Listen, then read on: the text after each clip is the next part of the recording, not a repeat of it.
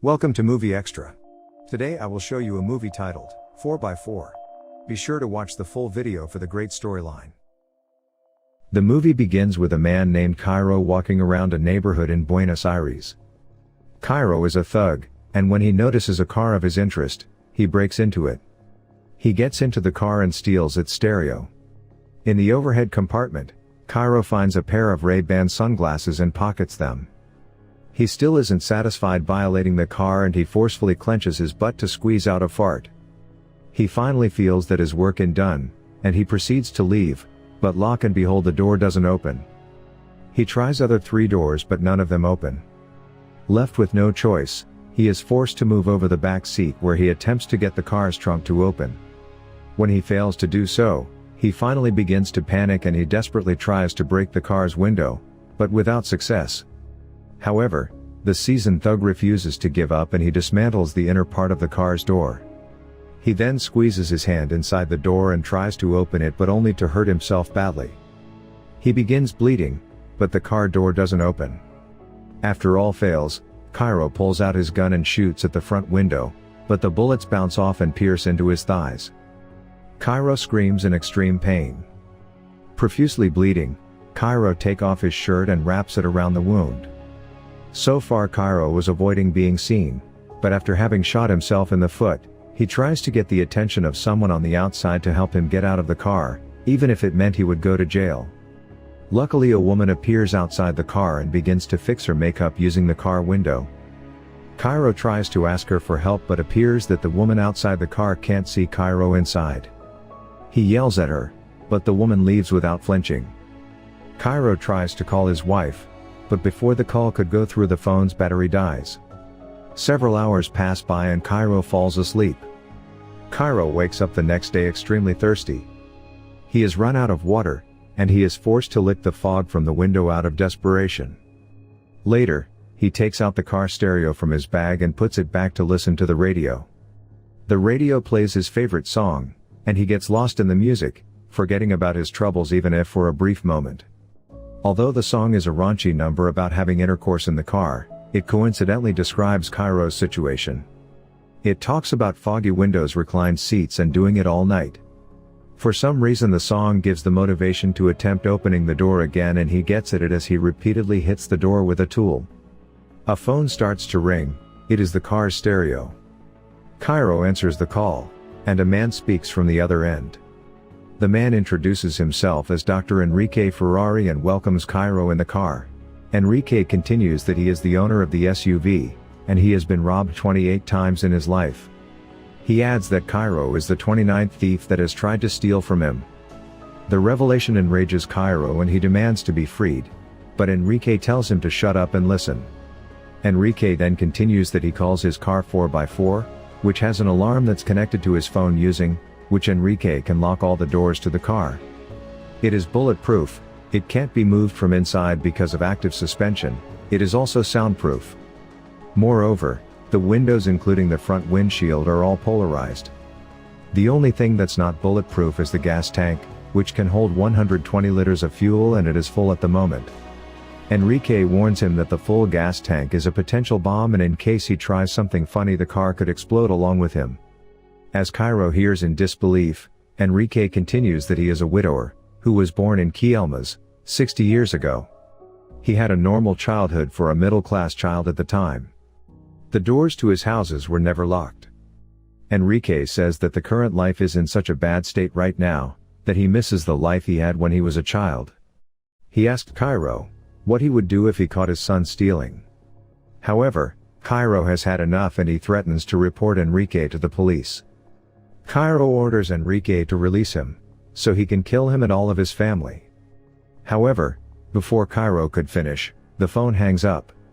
Afterwards, Enrique turns on the air conditioner and takes it to the lowest temperature to torture the thief. Cairo tries to turn off the AC, but without success. Left with no choices, Cairo takes off his shirt from his wound and wears it. To stop his foot from bleeding, he tears a part of his jeans and wraps it around his wound. After torturing the thief for a good hour, Enrique again calls him, and again asks him what he would do if he caught his son stealing. He tells him that he will give him water if he answers the question correctly. Cairo answers the question, but it doesn't satisfy Enrique. Cairo pleads with him to stop, saying that he has learned his lesson, but Enrique could care less, and he again tells Cairo about an incident. He reveals that last December, two men broke into his daughter's home when she was parking her car. Enrique reveals that he trained his daughter for situations like this. She always avoids making eye contact and always has money prepared to hand out. However, the training wasn't enough, and the robbers put a gun to Enrique's grandsons for 3 hours. However, Cairo is not interested in Enrique's stories and questions him what kind of a doctor deprives a wounded person of water. Enrique commends him for the question and asks him to guess the kind of doctor he is before hanging up. As Cairo brainstorms, a police car arrives and stops in front of his SUV. Cairo is again filled with hope, and he tries to get the attention of the policeman, but the policeman gives the SUV a ticket instead and leaves. Several hours later, Enrique calls again and asks Cairo his full name, and his ID number is exchanged for water. After Cairo complies, Enrique guides him to the water in the washer hose in the back. The water is light blue in color, but dehydrated Cairo could care less and gulps down the water, breathing a sigh of relief. However, Cairo is still hungry and without food, so he is almost forced to eat one insect that has somehow made its way into the car. Later, Cairo checks his wound and learns that it's turning yellow, and he also has a fever.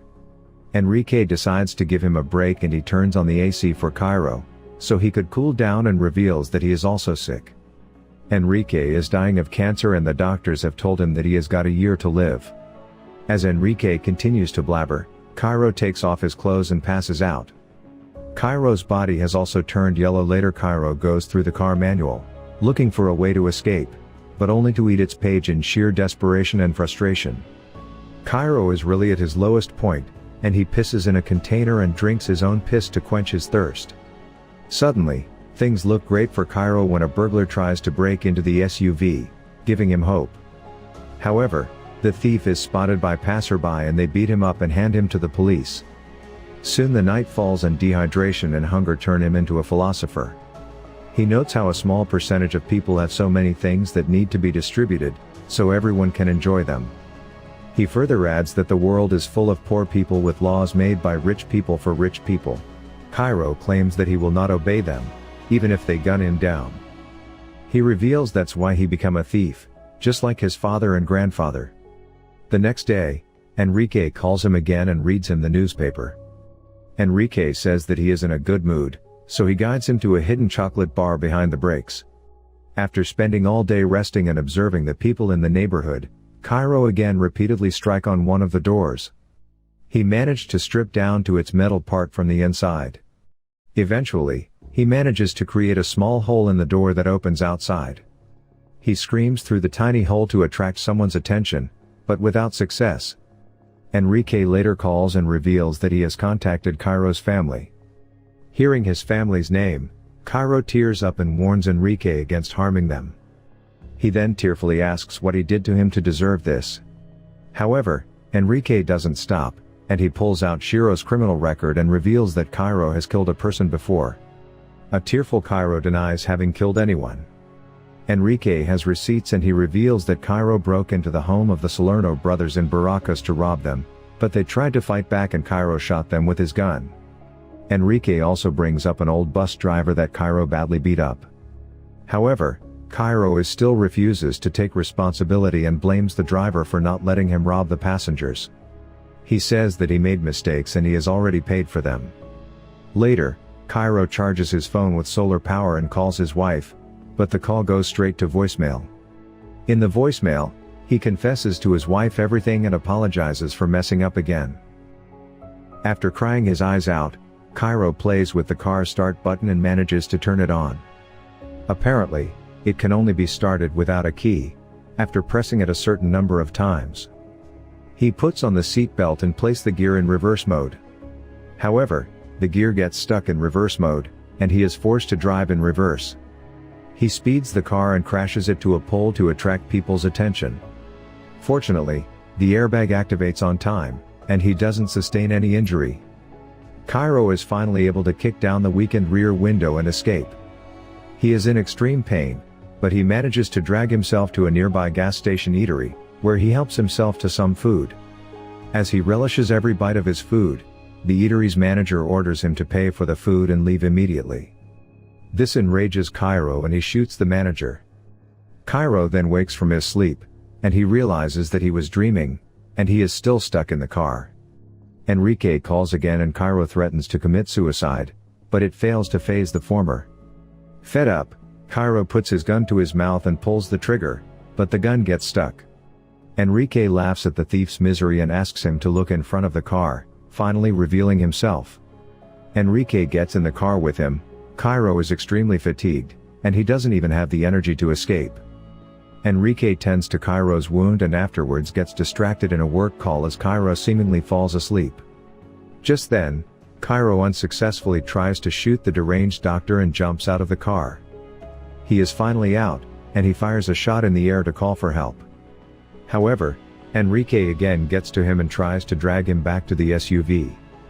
A policewoman spots the two and orders the doctor to drop the gun. 2 hours pass by. People, media and police have surrounded the area, but Enrique refuses to let Cairo go, saying he is the victim of the thief. After all fails, the police call retired negotiator Julio Amadeo, who asks the doctor what he wants. Enrique then lists a range of problems that he faces every day that the government doesn't do anything about, because at least no one got hurt.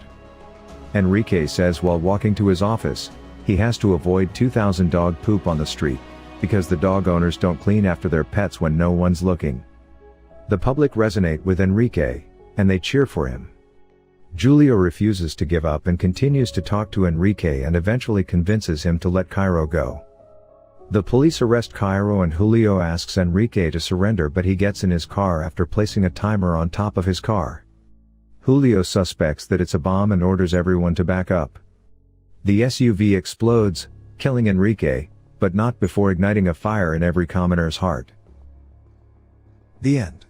Thank you for watching. Subscribe and leave a like if you'd like to see more videos like this.